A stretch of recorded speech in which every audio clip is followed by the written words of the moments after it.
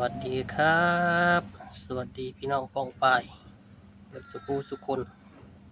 วันนี้เมนูก้อยปลานิ่นพี่น้องตัวบักใหญ่เนาะพี่ดึกพี่เดือโพดโพตัวบ่เริ่มเทิบบ่เบียก็ให้เพิ่นแซะเก็ดอย่างเดียวพี่น้องบ่ได้เฮ็ดหยังเนาะขี้ปูขี้ปลาก็บ่ได้ตัดเอ้ยเพราะว่าบ่เบียนี่แหละสิมาถ่ายให้พี่ให้น้องเบิ่งนี่แหละย้อนที่บ่ให้เพิ่นตัดก็ได้เบียตอนนี้กำลังที่สำเร็จพี่น้องเอ้ย สำเร็จบ่เบียกำลังเอาขี้หรือว่าเอาบีมันเนาะเพื่อสิมาเฮ็ดแจ่วพี่น้องเอ้ยเฮ็ดแจ่วจ้ำขาดบ่ได้พี่น้องเอ้ยกับบีปลาใส่ปลาเนาะเอิ้นว่าขี้ซะเอิ้นว่าใส่ปลาซะมันสิน่ากินหน่อยตัวบักใหญ่2กิโลกว่าพี่น้องตัวบ่เริ่มเทิ่ม100กว่าบาทมาแซ่บๆนำกันพี่น้องบ่ว่าหลายใหญ่ห่างโพดโพ